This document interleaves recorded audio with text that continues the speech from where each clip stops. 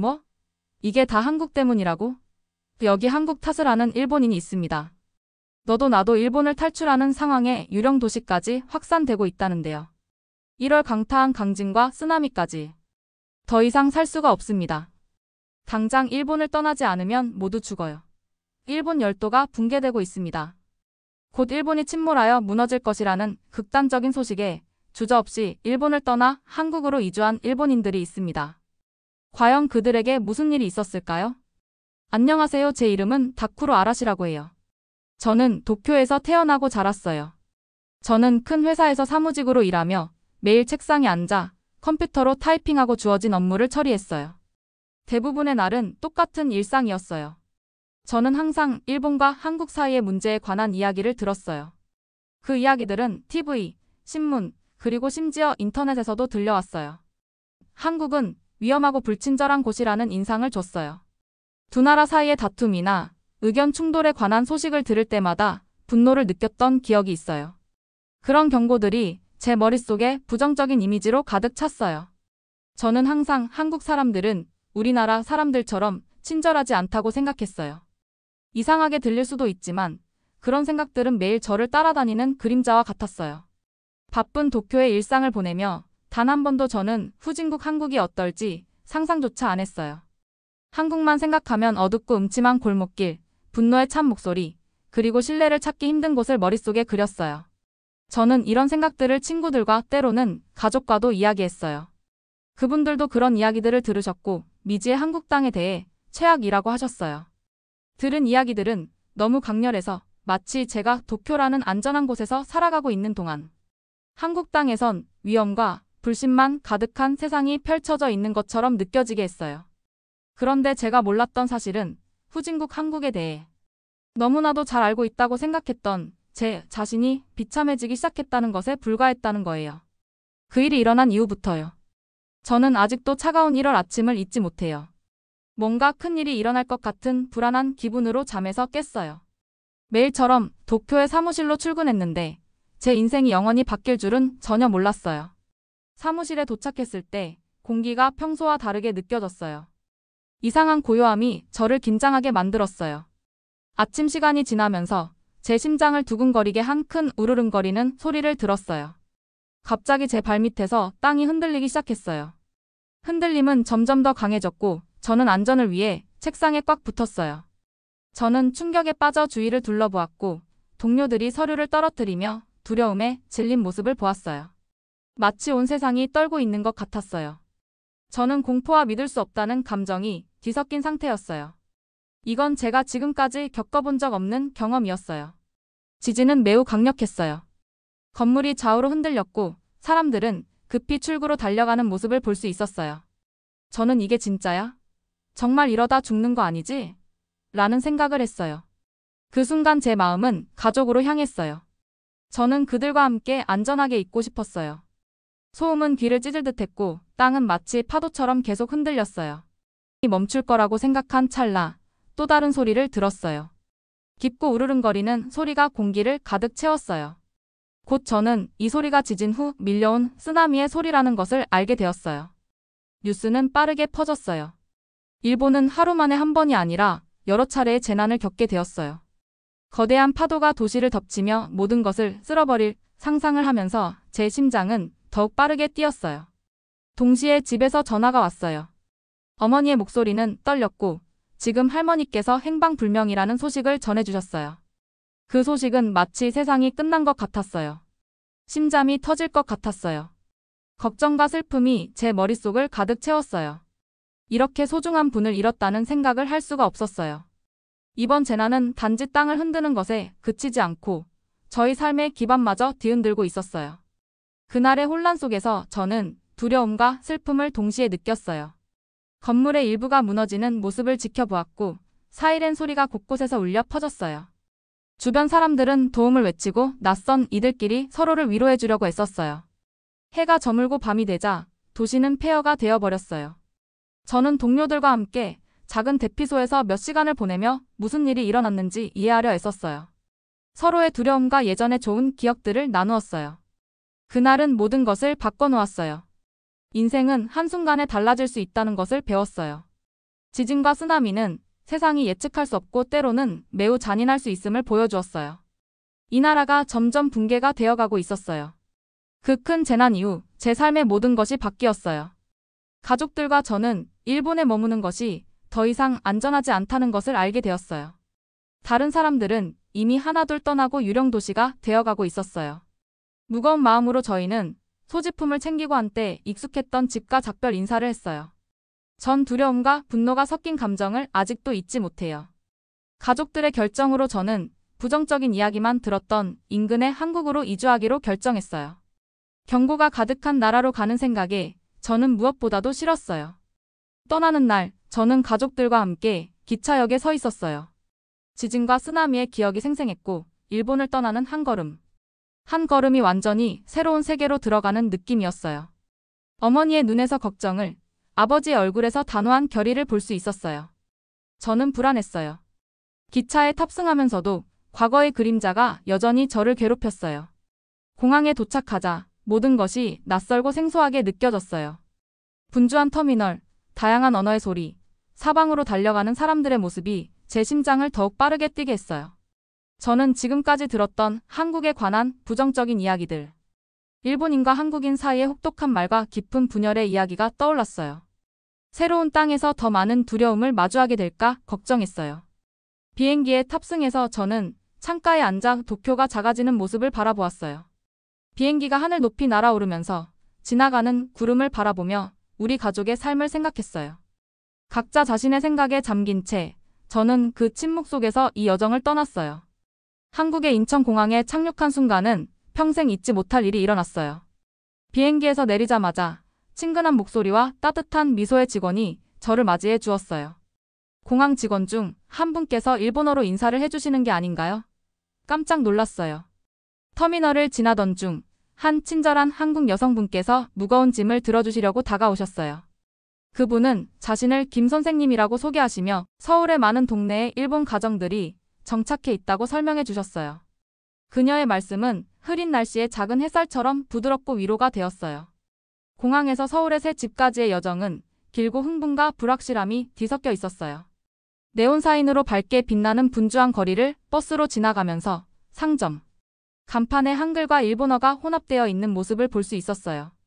새로운 풍경과 소리에 압도되었지만 저는 주변의 모든 것을 꼼꼼히 살펴보았어요. 사람들의 언어를 듣고 지나가는 사람들의 표정을 유심히 관찰하면서 제 두려움과 편견이 실제보다는 이야기에서 비롯된 것일 수도 있겠다는 생각을 하게 되었어요. 그 여정의 매 순간은 복잡한 감정들로 가득 찼어요.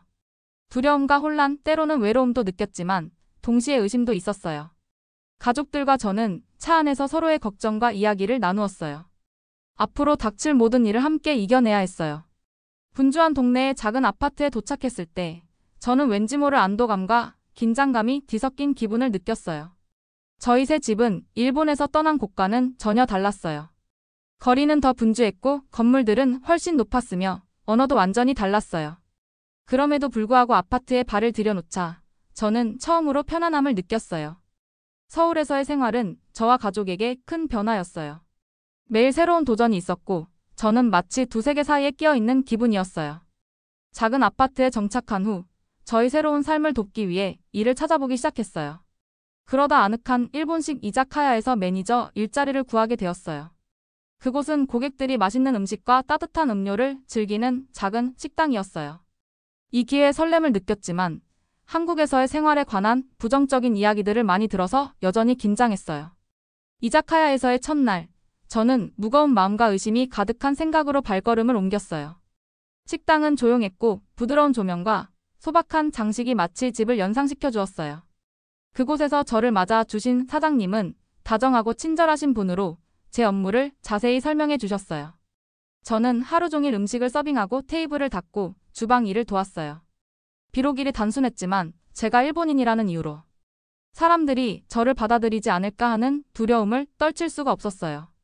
저녁이 되어 식당에 손님들이 차츰 들어오기 시작할 때 저는 설렘과 긴장이 섞인 감정을 느꼈어요.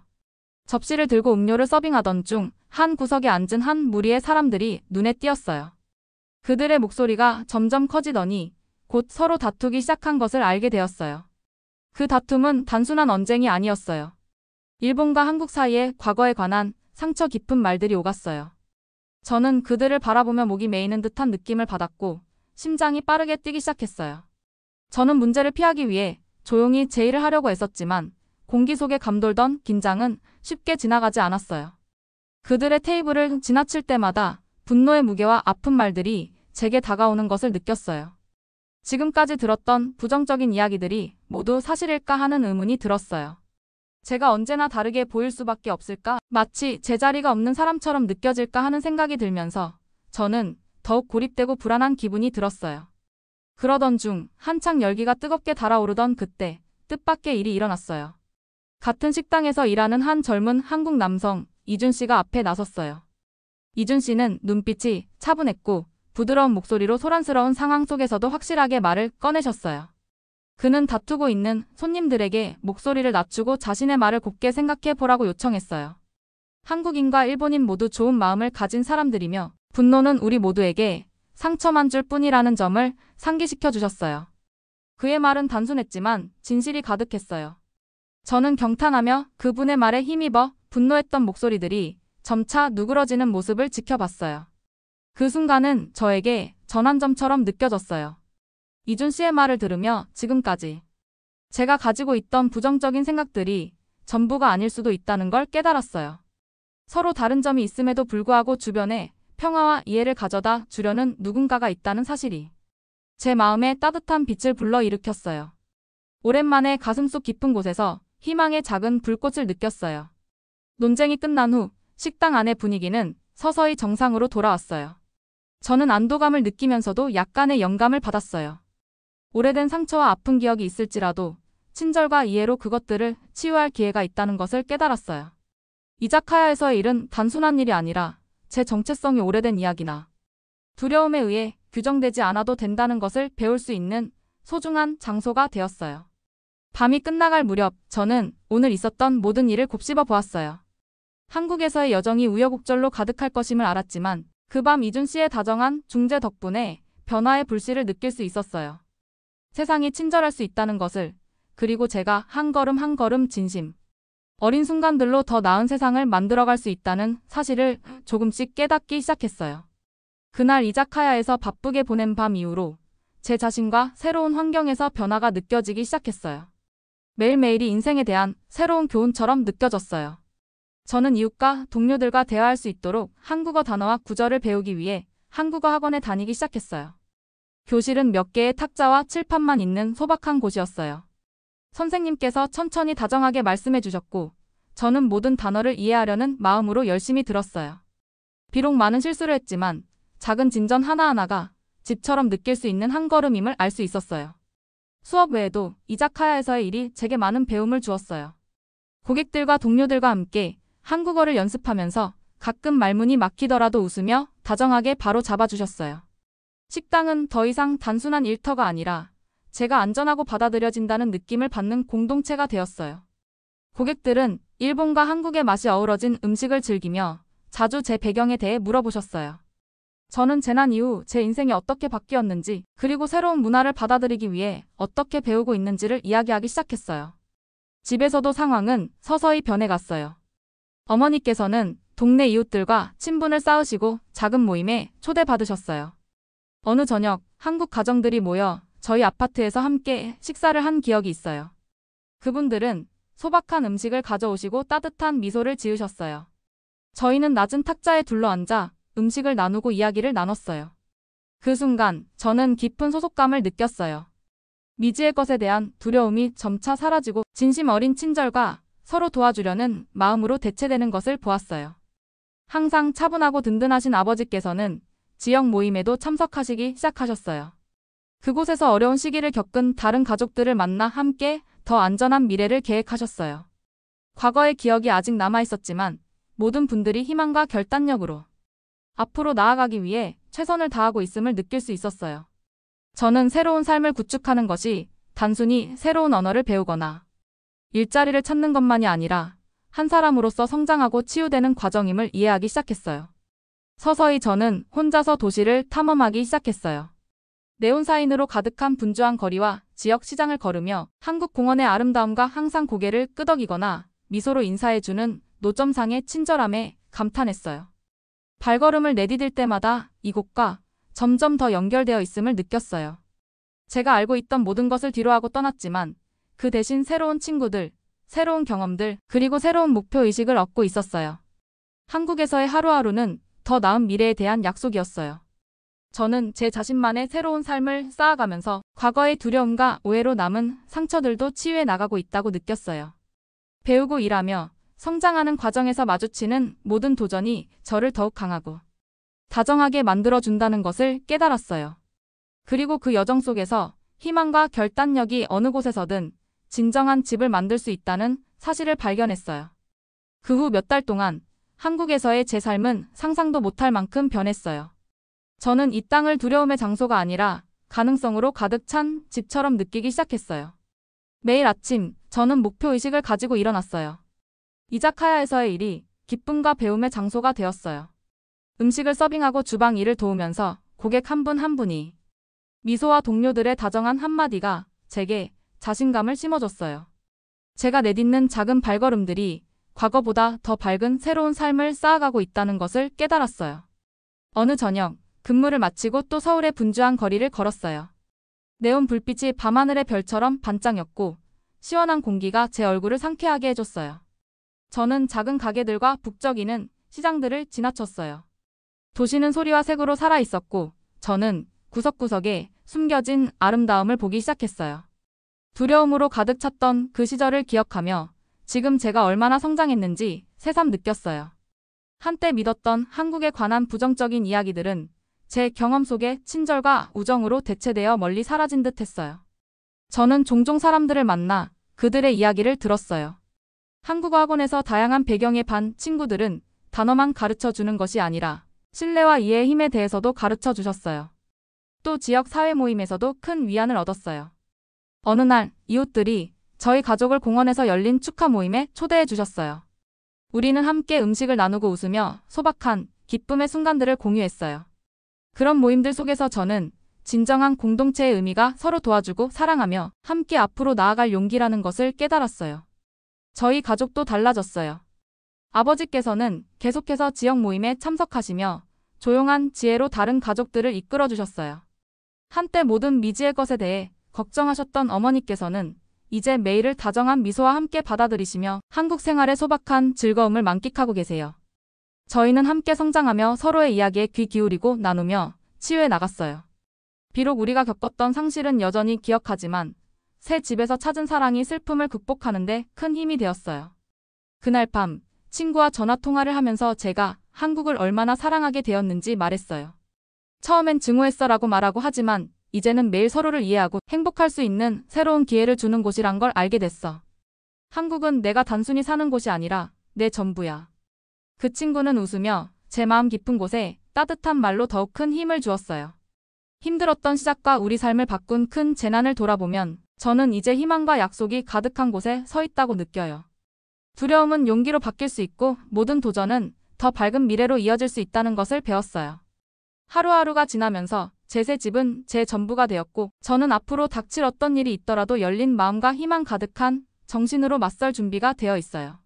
한국은 제 전부입니다.